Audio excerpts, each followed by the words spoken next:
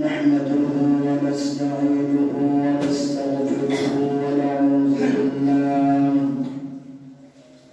ونعوذ بالله من شرور أنفسنا ومن سيئات أعمالنا من يهده الله فلا مضل له ومن يضلل فلا هادي له ونشهد أن لا إله إلا الله وحده لا شريك له وداعيا إلى الله بإذنه وسراجا منيرا فقد قال الله تعالى في كلامه المجيد والفرقانه الحميد أعوذ بالله من الشيطان الرجيم بسم الله الرحمن الرحيم إن الله وملائكته يصلون على النبي يا أيها الذين آمنوا صلوا عليه وسلموا تسليما اللهم صل على سيدنا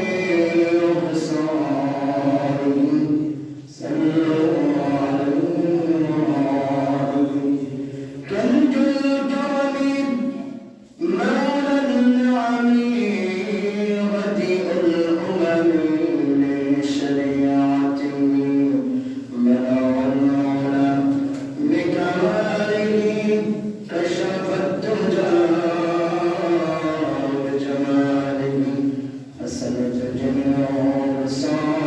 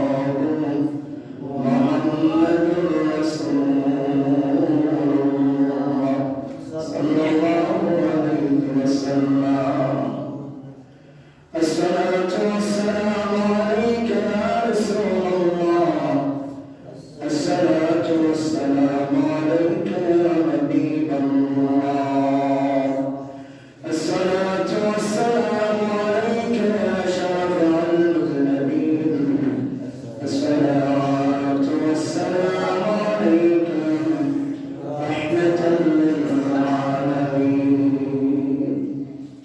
أفسد محترم معزز এক মহিমান্বিত মাস মহিমান্বিত দিন আল্লাহ তাআলা আমাদেরকে সুস্থ রেখে এই বরকতপূর্ণময় মাস এই কোরআন নাজিলের মাস মুক্তি ও শান্তি কল্যাণের মাসে হেদায়েতের মাসে জুমার দিন সাইয়াদুল আইয়াম এই মুবারকপূর্ণ দিন আল্লাহ তাআলা আমাদেরকে আগে আগে আসার সুযোগ করে দিলেন আমরা দুরূদ আদায় করেছি সুন্নাত আদায় করতে পেরেছি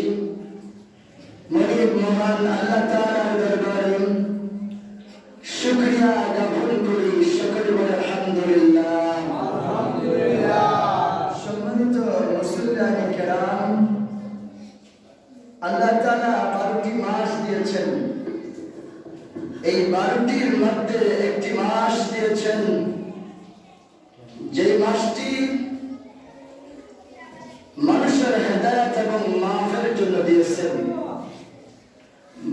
বাকি 11 মাস এই কথা বলে নাই এই মাসকে বলা হয়েছে কল্যাণ এবং মুক্তির মাস হেদায়েতের মাস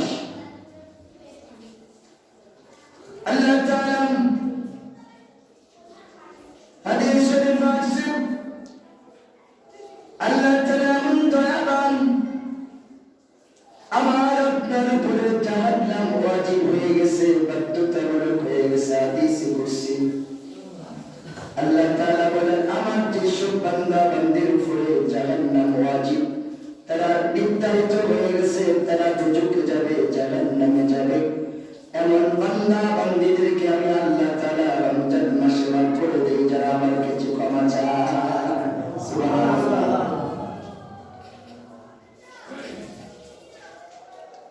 আর সুসংবাদ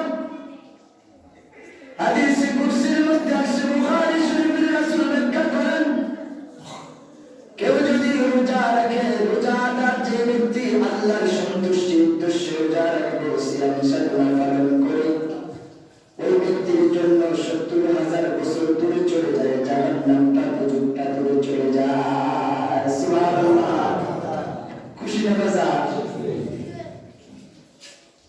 দেখছেন যে যে রোজা রাখবো আল্লাহ তাকে কিরকম সম্মান করে যে তার জন্য নাকি জাহান্নামটা ৭০,০০০ মাইল প্রত্যেক দিন হিসাব করেন ৩০ দিন ৩০টা রোজা না এই ৩০ দিন ৭০,০০০ মাইল করে ধরেন কত হাজার মাইল জাহান্নাম ওই ব্যক্তির জন্য যে রোজা রাখছে শুধুমাত্র আল্লাহকে সবচেয়ে খুশি করার জন্য সুবহানাল্লাহ দূরে চলে যাবে সুবহানাল্লাহ সুবহানাল্লাহ এজন্য আল্লাহ তাআলার দরবারে আমরা আসতে পেরেছি জান্নাতের বাগানে এজন্য আমি আপনাদেরকে আগে সালাম জানাই আসসালামু আলাইকুম ওয়া রাহমাতুল্লাহি ওয়া বারাকাতুহু আমরা আল্লাহ পাকের দরবারে শুকরিয়া জ্ঞাপন করি যে মহান আল্লাহ তাআলা আমাদেরকে একটি মাস দিয়েছেন সেটি মাস হচ্ছে রমজান মাস এই রমজান মাস আমাদেরকে আল্লাহ তাআলা দিয়েছেন আল্লাহ তাআলা বলেছেন ইয়া আইয়ুহাল্লাযীনা আমানু কুতিবা আলাইকুমুস সিয়াম কামা কুতিবা আলাল্লাযীনা মিন ক্বাবলিকুম লাআল্লাকুম তাত্তাকুন সুবহানাল্লাহ আল্লাহ তাআলার দরবারে শুকরিয়া আদায় করি যে মহান আল্লাহ তাআলা একটি মাহে রমজান মাসে আমাদেরকে জুমার দিন জুমার নামাজ আদায় করার জন্য আসার আল্লাহ সুযোগ করে দিলেন সেজন্য বলি আলহামদুলিল্লাহ আমার বলি আলহামদুলিল্লাহ, আবার বলি আলহামদুলিল্লাহ, আবার বলি আলহামদুলিল্লাহ।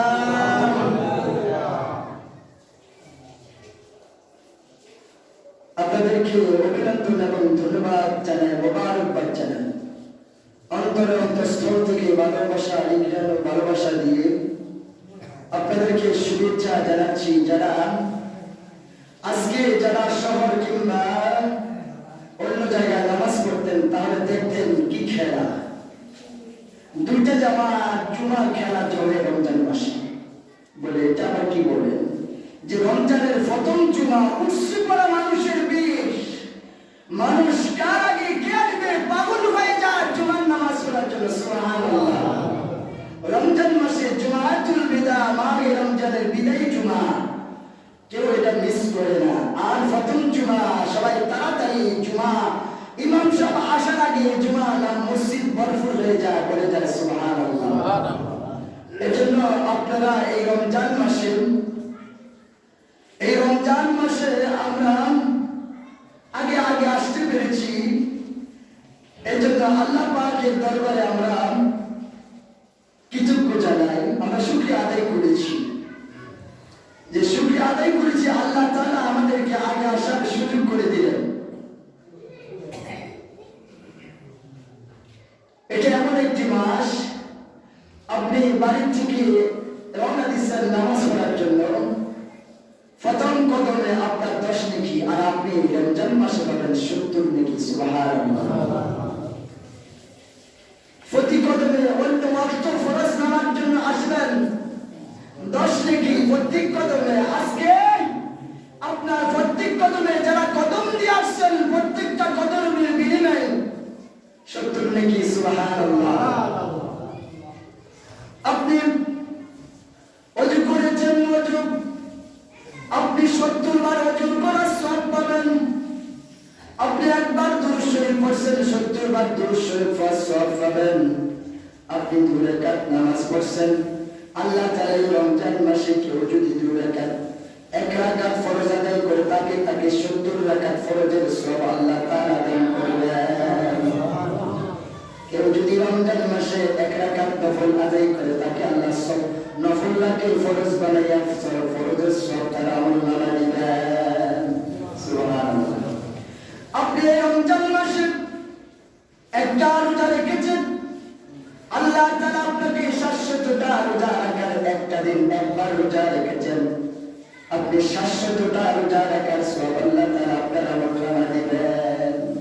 সুবহানাল্লাহ বলেন না? 30 দিয়ে 700 গুণ দেন, কতটা রোজা রাখছেন? তবে এটা যে এই মাসটা যে আমরা পেয়েছি, এই মাসটা শুকরিয়া আদায় করে শেষ করা যাবে না। অন্য কথা আছে বিদায়, আর ভূমিকাতে বেশি লম্বা করলাম না। এই জন্য আমরা আবার শুকরিয়া আদায় করি। আল্লাহ আমাদেরকে হায়াত বাড়িয়ে দিয়েছেন। নবীরা, গাউস কুতুব, সাহাবায়ে কেরাম, ওলি আব্দাল, আল্লাহর নেক বান্দারা আল্লাহর কাছে দোয়া করতেন, আল্লাহুম্মা বারিক লানা ফি রজব ওয়া শাবান ওয়া বাল্লিগনা ইলা রমাদান। এই দোয়াটা করতেন যে রমজান পর্যন্ত আমাদের হায়াত বাড়িয়ে দাও। তারা বুঝতে পারছেন, তারা জানছেন ফজিলত, মর্তবা, ইজ্জত, মর্যাদা, শান আমাদের ইলম কালাম না থাকার কারণে আমরা রমজানের শান সকল বুঝি না। এজন্য আমরা আল্লাহ পাকের দরবারে আবার শুকরিয়া আদায় করি। আলহামদুলিল্লাহ। আল্লাহ পাক বলেছেন, তুমি যদি লাইন শাকারতুম লাযীদান্নাকুম ওয়া লাইন কাফারতুম ইন্না আযাবি লাশাদীদ, তোমরা যদি শুকরিয়া আদায় করো আমি শুকরিয়ার নিয়ামত আরো বাড়িয়ে দেব। সুবহানাল্লাহ, সুবহানাল্লাহ, সুবহানাল্লাহ বলেন। আল্লাহু আকবার, আলহামদুলিল্লাহ। এই যে একবার বলতেছি 70 বার সওয়াব পাইতেছেন। সুবহানাল্লাহ। এটা নেকির মাস, এটা হেদায়েতের মাস, কল্যাণের মাস, মুক্তির মাস, প্রশিক্ষণের মাস, ট্রেনিংয়ের মাস। আল্লাহ তাআলা আমরা সকলে রোজাদার। এজন্য কথা বলবো, কথাতে বলতেই হবে, কারণ এটা একজন আল্লাহর ওলি মানুষকে পাচ্ছে না দিনের কথা বলবো। উনি একটা মুরুলের মধ্যে খেরের স্তূপের মধ্যে আগুন লাগাই দিচ্ছে, আগুন লাগাইয়া গাছের মধ্যে উঠে পড়েছে। মানুষ লাঠি ছোড়া লইয়া আছে, পানি লইয়া আছে, পানি আগুন বন্ধ করিয়া যে কে আগুন লাগালে খুঁজতে আছে।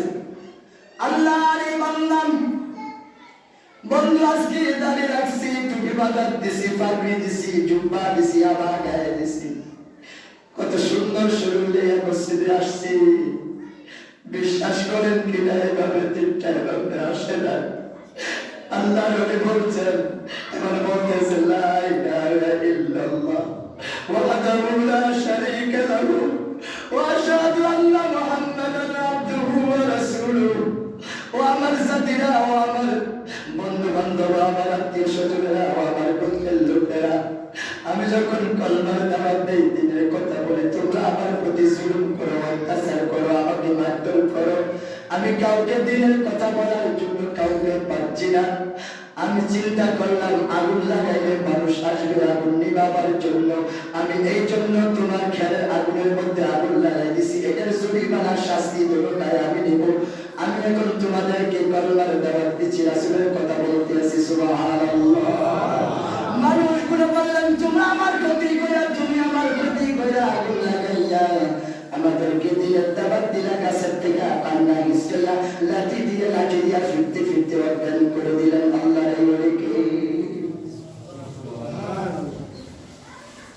ইসলাম কি এমনি আসছে? রমজান মাস, রমজান মাসে অনেকে রোজা থাকে না মুসলমান, রমজান মাসে নামাজ পড়ে না মুসলমান। আল্লাহ হেদায়েত করুন। যেটা বলতে চেয়েছিলাম, আল্লাহ তাআলা বলতেছেন, ইয়া আইয়ুহাল্লাযীনা আমানু, হে ইমানদারেরা, কুতিবা আলাইকুমুস সিয়াম, আমি তোমাদের উপর রোজা ফরজ করেছি। ইমানদারেরা, বিশ্বাসীরা, সত্যবাদীরা, আমি তোমাদের উপর রোজা ফরজ করেছি। কামা কুতিবা আলাল্লাযীনা মিন ক্বাবলিকুম, তোমরা মনে করবে এটা নতুন কি আমার কাছে আসছে? তখন আল্লাহ তাআলা বলতেছেন, না, তোমাদের কাছে এটা নতুন কিছু আসে নাই। এটা তোমাদের পূর্ববর্তী জাতি যত জাতি আসছে, অর্থাৎ বাবা আদম থেকে এই পর্যন্ত যত মানুষ দুনিয়াতে আসছে, সকলের উপরে আল্লাহ তাআলা রোজা ফরজ করেছেন। কোন নবীর যমুনা একটা রোজা ফরজ ছিল, 3টা ছিল, 5টা ছিল, 7টা ছিল, 9টা ছিল, 11টা ছিল, 41টা ছিল, 40টা ছিল, 17টা ছিল, 23টা ছিল। অনেকগুলো এতরাত মতান্তর পাওয়া যায়। এই জন্য আল্লাহ তাআলা বলছেন, আমাদের উপর রোজা ফরজ করা হয়েছে। কেন ফরজ করা হয়েছে? মিন ক্বাবলিকুম, তোমরা যেন মুত্তাকি হতে পারো, লাআল্লাকুম, তোমরা যেন আল্লাহ তোমার রবকে ভয় করতে পারো। ভয় করো এই মাসটার মধ্যে, ভয় করো তোমার রবকে, মুত্তাকি হতে পারো। তোমরা যেন তাত্তাকুন, তোমরা তাত্তাকুন কামিয়াব, সফল কাম, তোমরা যেন নাজাত পেতে পারো, মুক্তি পেতে পারো। আমার সন্তান, আমি আপনি যদি জেলখানায় যাই, আমার 5 বছর 10 বছর সাজা হওয়ার পরে যখন আমি মুক্তি পাই জেল থেকে, মনে হয় যে আমার ঈদ, আজকে আমার ঈদের দিন, আনন্দের দিন, ঠিক না? আল্লাহ কয়, তুমি তাত্তাকুন, তুমি মুত্তাকি, সফল কাম হবে। সফল কাম কোনটা?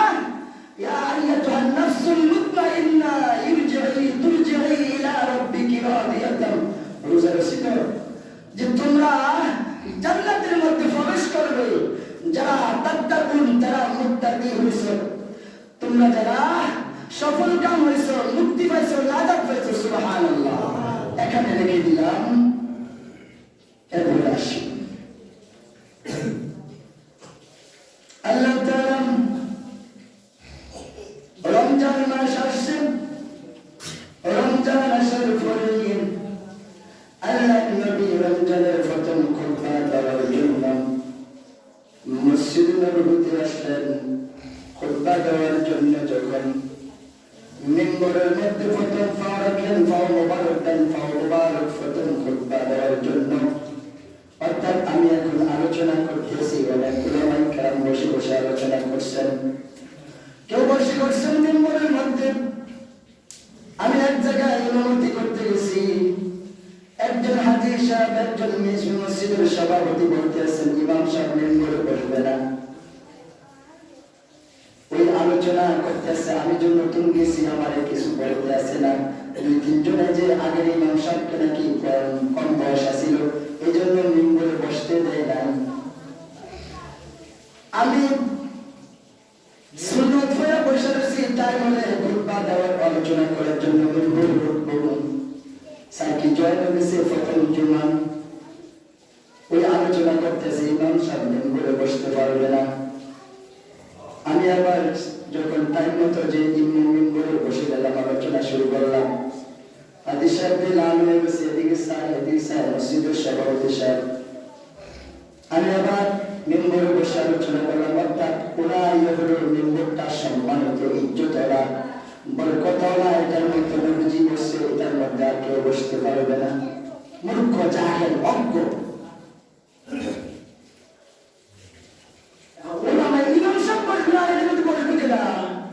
কথা বুঝতে পারছেন? ইমাম সাহেব মিম্বরে বসতো না, বসবে কেন? কোন এদের আকিদা হইছে ইমাম সাহেব বলতে না কি নামাজ পড়তেছে, ইমাম সাহেব মিম্বরে বলতে না, ইমাম সাহেব বুখারী করে নামাজ পড়তে না।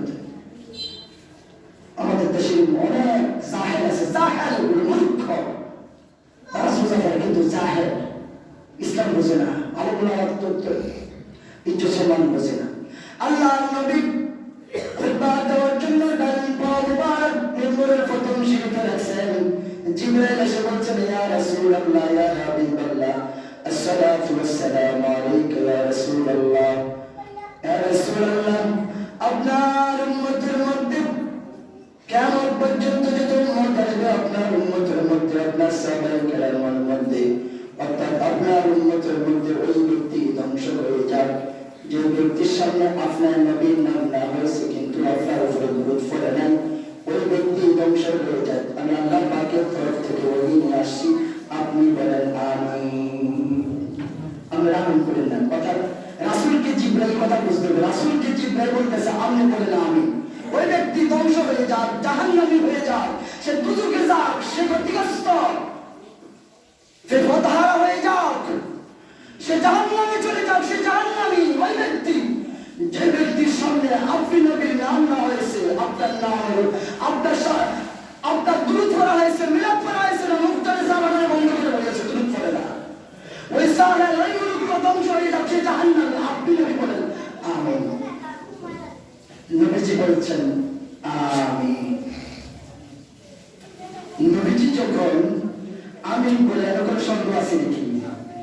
দমঞ্জুর, কথা বুঝতে হবে, দোয়া মঞ্জুর হয়ে গেছে, দমঞ্জুর। রাসূল আমিন বলছেন, অর্থাৎ আল্লাহ জিবরাইলকে বলেছেন, আমার বন্ধুকে বলো ওই ব্যক্তির জন্য, ওই জাহান্নামের জন্য, আমার বন্ধুকে যে ভালোবাসবে না, মান আহাব্বা সুন্নতি ওয়া মান আহাব্বানি ওয়া মান আহাব্বানি কানা মাইয়া ফিল জান্নাহ, যে আমি নবীকে ভালোবাসবে না, মহব্বত করবে না, আমার নবীর সুন্নাত মাথা চুল থেকে পা পর্যন্ত, সকাল থেকে সন্ধ্যা, জন্ম থেকে মৃত্যু কবর পর্যন্ত, যে রাসূলের, আমি রাসূলের, আমার বন্ধু রাসূলের আদর্শ মহব্বত তার মধ্যে থাকবে না, ওই ব্যক্তি ধ্বংস হয়ে যাবে। যার সামনে আমি বন্ধুর নাম না হবে, মিলাদ পড়া হবে কিন্তু কিয়াম করে না, মিলাদ পড়ে না, দুরূদ পড়ে না, ওই ব্যক্তি জাহান্নামী। কথা কি? দ্বিতীয় সিঁড়িতে পা রাখলেন, জিবরাইল বললেন, ইয়া রাসূলুল্লাহ, আপনার উম্মতের মধ্যে ওই ব্যক্তি ধ্বংস হয়ে যান যারা রোজা রাখেন না, নামাজ পড়েন না, নামাজ পড়েন না। আমার মা বোনেরা, অনেক মুরব্বীরা, অনেক যুবকরা আছে, অনেক মদিনানগর গ্রামের লোকেরা আছে, রমজান আসছে, আজকে অনেক দিন হয়ে গেল দেখে না মসজিদে, আপনাদের জন্য মনটা কান্দে।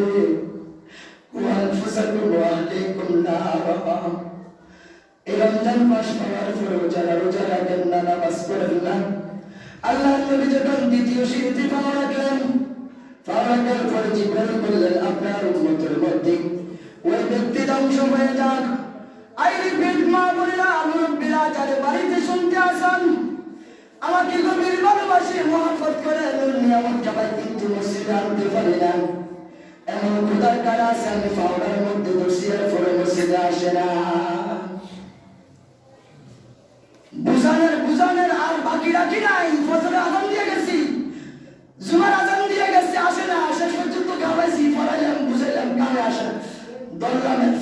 কথাগুলো আসে না, যারা আমার আলোচনা শুনতেছেন তাদের উদ্দেশ্যে বলতে আসি, কথাটা বলেছি। কারণ আল্লাহ নবী দ্বিতীয় সিঁড়িতে পাঠালেন, জিবরাইল বলেন, ওই উম্মত, আপনার উম্মতের মধ্যে ওই ব্যক্তি, ওই নারী পুরুষ ধ্বংস হয়ে যান, জাহান্নামে হয়ে যান, দুজকে যান, তার উপরে আল্লাহ রহমতের ফেরেশতাদের লানত। তার উপরে এবার বলছি, যে ব্যক্তি রমজান পাওয়ার পরে তার জীবনের গুণাগুলো মাফ করতে পারে না,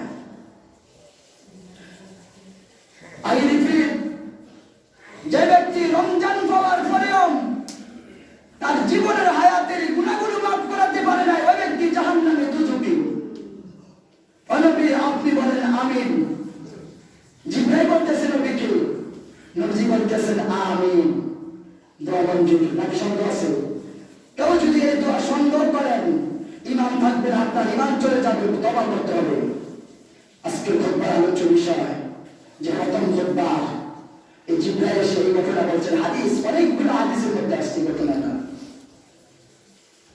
ওই ব্যক্তি ধ্বংস হয়ে যান যে ব্যক্তি রমজান মাস পাওয়ার পরেও, অর্থাৎ যে রোজা রাখছে সে তো গুনাহ করে না, যে নামাজ পড়ে সে তো আর গুনাহ করতে পারে না, মিথ্যা কথা বলতে পারে না, চুগলখড়ি করে না, হারাম হালাল বেঁচে চলে, রমজান মাসের পবিত্রতা রক্ষা করে চলে। আর যে ব্যক্তি এর মধ্যে আয়, তাহলে সে ব্যক্তি জাহান্নামী। ওই ব্যক্তির উপর আল্লাহ লানত, ফেরেশতাদের লানত নবী দোয়া করছেন, ওই আমার উম্মতের মধ্যে ওই ব্যক্তি জাহান্নামী। আল্লাহ তুমি দোয়া কবুল করো। নবীজি বলছেন আমিন। বনি ইসরাইলের মধ্যে একজন লোক আছেন, তার বয়স হয়েছে 350 বছর, তার 81 জন ছেলে মেয়ে আছে, তার নাম হচ্ছে হালিম। বৃদ্ধ অবস্থায় যখন মস্তিষ্কে কথা বলে বোঝা গেছে, বৃদ্ধ অবস্থায় যখন উপনীত হলেন, অসুস্থ হয়ে ফেললেন, বনি ইসরাইলের হালি নামে একজন বান্দা 350 বছর, অর্থাৎ 55 কিংবা আবার ইখতিলাফ, ইতিহাস এটা আসছে, এই জন্য একটু ইখতিলাফ আছে বয়সের মধ্যে। ওই ব্যক্তি তার সন্তানকে আওলাদকে ডেকে বললেন, আমি যখন মরে যাব, মৃত্যুর ফলে আমার লাশটা লাকির উপরে রাখবা, লাকির উপরে রাইখা লাকির মধ্যে ডিজিল কেরোসিন দিবা, দিয়ে আগুন দিবা, আগুন দিয়ে আমার লাশটা লাকি দিয়ে আগুন দিয়া জ্বালাইয়া ফোটাইয়া দিবা। সন্তানেরা কাঁদতে আছে, বাবা কি বলতে আছে? 81 জন ছেলে সন্তান, ছেলে মেয়ে, নানাকুর প্রতিবন্ধী মিলে বিশাল নানাকুর বাদে শুধু ছেলে মেয়ে তার 81 জন, 350 বছর হায়াত হয়েছে। সন্তানেরা কাঁদতে আছে, বাবা এটা কি করতেছে না? যে বাবা মৃত্যুর ফলে সে তো আল্লাহর প্রতি ঈমান আনছে, মুসা নবীর প্রতি ঈমান আনছে, রাসালাতের উপরে। এখন সে আবার বলতেছে মারা যাওয়ার ফলে তার মানি দিত না, তারা আগুন দিয়ে নাকি ফুলে দিত। এই যে আগুন দিয়ে ফুলে দেয়, লাকড়ি ছাই হয়ে যাবো, আমার এই গুস্ত আড্ডি মাংস শরীরটা ছাই হয়ে যাবো। কি হয়ে যাবো? আগুন দিলে লোহা আগুন ছাই হয়ে যায়, ভুলে যায়। যারা শিক্ষিত তারা বলতে, যে আগুন দিয়ে লোহা বানায়, সে আগুন দিয়ে আবার আগুন দিয়ে লোহার ছাই করে ফেলায়।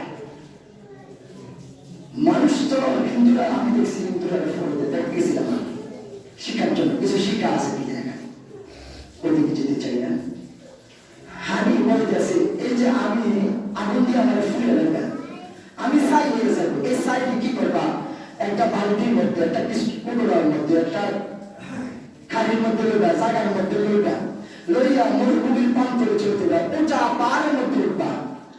এই যুগের মধ্যে শ্রেষ্ঠ পাহাড় হচ্ছে হুসাইনবী যে তুল পাহাড়ে ওঠেন, সন্তানদেরকে বলতে আছে যে তুল পাহাড়ে উঠা এই শালিগুলো ওই বাতাস আসতে, বাতাসের থেকে ছাড়িয়ে দিবা, বাতাসে এই ছাইগুলো উড়িয়া শাড়ি তুমি নিয়ে নিব। সন্তানেরা বাবার এই কথা শুনতে আছে আর কাঁদতে আছে, বাবা এটা কি থাকবো, বাবার এগুলো আগুন দিয়ে ফুলে নিয়ে ছাই করে শাড়ি করে আপনি ছাড়িয়ে দিতেন। বাবা ঠিক আছে, বুঝলেন কেন? আল্লাহ তাআলা আমাকে হায়াত দিয়েছেন, যৌবনকালে অন্যায় করেছি, বিচার করেছি, মদ খেয়েছি, জিনা করেছি, মিথ্যা করেছি, অন্যের উপরে জুলুম করেছি, যৌবনের তারা না, শক্তির তারা না, আমি কত অপরাধ করেছি, মুসা নবী পয়গম্বর জলিল কদর পয়গম্বর, ওনার মুখ থেকে শুনছি মানুষ যদি অপরাধ করে এই অপরাধের শাস্তি থাকে, কবরে দেওয়া হবে, কবরে তার শাস্তি হবে। আল্লাহ তাআলা যেন আমাকে মৃত্যুর পরে আমাকে রুটা দিয়া জিন্দা করে যেন কবরের শাস্তি না দিতে পারে। আমি ও আমার সন্তানেরা, আমি মুসা নবীর কথা শোনার পরে ভয় পেয়ে গেলাম। আমি আল্লাহর কাছে ভয় করি, আমি ভয় করি আল্লাহ যদি আমাকে আবার জিন্দা দিয়ে জিন্দা করে আমাকে যদি আবার কি করা হয়, কবরের মধ্যে শাস্তি দেওয়া হয়, আমি কবরের শাস্তি ভোগ করতে পারবো না, সাজা নিতে পারবো না। কবরের শাস্তি আমার জন্য ভয় লাগে। এই জন্য আমি মনে করি আমাকে যখন আগুন দিয়া ফুরাইয়া সাইগুলা ফালাইয়া দিবা, আল্লাহ তাআলা আমার সাইগুলা একত্রিত করতে পারবে না, আগুন দিতে পারবে না। আমি এই কবরের আযাব থেকে মাফ পেয়ে যাব। আল্লাহু আকবার। এই লোকটা মারা গেলেন। এই লোকটা মারা যাওয়ার পরে ওই সন্তানেরা ওসিয়ত কিন্তু ওয়াজিব। ওসিয়ত মোতাবেক ফুলে সংক্ষিপ্ত করে দিয়েছি। আরো কথা আছে কিনা? ফুলাইয়া সাইগুলা পাহাড়ে উঠে বাতাসের মধ্যে ছাড়িয়ে দিছি। তো বাতাসে চালিয়ে উল্টা সারিয়ে এদিকে রয়ে মেলো ভিতরে চালিয়ে উঠতেছে। পরে মনে আগুন লাগছে, পরে দেখলাম যে আগুনের চালিয়ে ওরও আগুন লাগছে, বাতাসে কন্ট্রোল হয়ে গেছে, লাগছে কোন জায়গা। আল্লাহ তাআলা আজরাইলকে বললেন, আজরাইল তোমার ডানা মেলে দাও। সরি, আজরাইল ঠিক আছে। আজরাইলকে বললেন তোমার ডানাগুলো মেলে দাও, একটা সারি যেন জমিনের মধ্যে না পড়তে পারে, তোমার ডানা দিয়ে একত্রিত করে এই সাইগুলো আমার কাছে নিয়ে আসো। আজরাইল নিয়ে আসলেন, আল্লাহ পাকের কাছে নিয়ে যাওয়ার পরে আল্লাহ তাআলা কুন ফায়াকুন করে দিয়া ওই বান্দাটাকে আবার জীবিত করলেন, পরিপূর্ণ মানুষ বানালেন। সুবহানাল্লাহ। বানানোর পরে আল্লাহ তাআলা সংক্ষিপ্ত করে বলছি, জিজ্ঞাসা করে তুই এইটা বললি কেন? তোমার পয়গম্বর মুসা নবী থেকে শুনছি কবরের মধ্যে আযাব, গুনাহ করলে, অপরাধ করলে, অন্যায় করলে কঠিন শাস্তি পেতে হবে। আমি তোমার এই কঠিন আযাবের ভয়ে আমি চিন্তা করলাম আমার যদি আগুন দিয়ে সাইগুলা ফুলে গেলা, এই সাই তুমি একত্রিত করতে পারবে না, জিন্দা করতে পারবে না, তোমার মাথায় এটা দগ্ধ না। আল্লাহ মুসকে হাসে, তাই নাকি? তোর আগুন কেনা করলো, তোরে সাই দি, তোরে জিন্দা বানাইলো কেনা, রুদি লুকায়া, তোরে আবার ফিরে ফিরলো মানুষ বানাইলো কেনা? তো হানে তার নাম হানে, আল্লাহ বলা হানে। আই ফিল কেয়ারফুল, কথা বলা যাবে না, সময় কিন্তু শেষ। হানে তুই যে আমাকে ভয় করছ, আমার কবরে আযাবের কথা, আযাবের ভয় করছ, আমি আল্লাহ কসম করে বলছি, আমি আল্লাহ তোর 350 বছরের গুনাহগুলি মাফ করে দিলাম। যা তাকে তোর জীবনের গুনাহগুলি মাফ করে তোকে জান্নাতে বানিয়ে দিলাম। সুবহানাল্লাহ, সুবহানাল্লাহ। আল্লাহ নবী বলছেন, যে ব্যক্তি রমজান মাস পাওয়ার পরে আস্তে আস্তে আরো আস্তে বিক্রার মতো তাতে বলে উত্তর দেওয়া যেত না। তুই এই আল্লাহ নবী দ্বিতীয় সিঁড়িতে পা রাখার পরে বলছে ওই ব্যক্তি ধ্বংস হয়ে যায় যে ব্যক্তি কি করতেছে রমজান পাওয়ার পরেও কি করছে, তার জীবনের গুণাগুলি মাফ করতে পারে নাই। যারা শুনতে আছেন মাইকের আওয়াজ এবং আমার সাথে উপস্থিত, এখন কি গুনাহ মাফ চাইবেন, রোজা রাখবেন, নামাজ পড়ে মাফ করার উপর জোর দিলাম। তৃতীয় সিঁড়িতে পা রাখছেন, নবীজি তৃতীয় সিঁড়িতে বসছেন। এই জন্য আদবের বল খেলাফ, তৃতীয় সিঁড়িতে পড়া শুনলে বসা যাবে, কিন্তু সুন্নতের বল খেলাফ। নবীজি বসছেন তৃতীয় সিঁড়িতে। জিবরাইল বলছে, ইয়া রাসূলুল্লাহ, ওই ব্যক্তি ধ্বংস হয়ে যাও, ওই ব্যক্তি আল্লাহ কুদের মধ্যে জাহান্নামী হয়ে যাও যে ব্যক্তি তার মা বাবা পাওয়ার পরে রমজান মাস কিংবা তার হায়াতের মধ্যে মা বাবা পাওয়ার পরেও মা বাবার সেবা শুশ্রূষা করে নাই, মা বাবার সেবা করে নাই, মা বাবার সাথে সুন্দর আচরণ করে নাই, মা বাবার সাথে বেয়াদবি করছে, মা বাবাকে গালি দিচ্ছে, মা বাবাকে খাওয়ায় নাই, বৃদ্ধাশ্রমে পাঠিয়ে দিছে, এই রমজান মাসে মা বাবার খোঁজখবর রাখে নাই, বউ লইয়া, ছেলে লইয়া, শাশুড়ি শ্বশুর লইয়া, আঙ্গুর বেদনা লইয়া খায়, মা বাবা কি খায় খোঁজখবর রাখে না, খানা বলে দিব আইবাস দিয়া। ওই ব্যক্তি, ওই সন্তান সন্ততি পিতা মাতা পাওয়ার পরে যার পিতা মাতার সেবা করে নাই, শুশ্রূষা করে নাই, খদমত করে নাই, সুন্দর আচরণ করে নাই, ওই সন্তান জাহান্নাম, ওই জন্য তার ধ্বংস হয়ে যান। নবী কি বলছেন? আমিন। একটু পুলিশ করে দেওয়া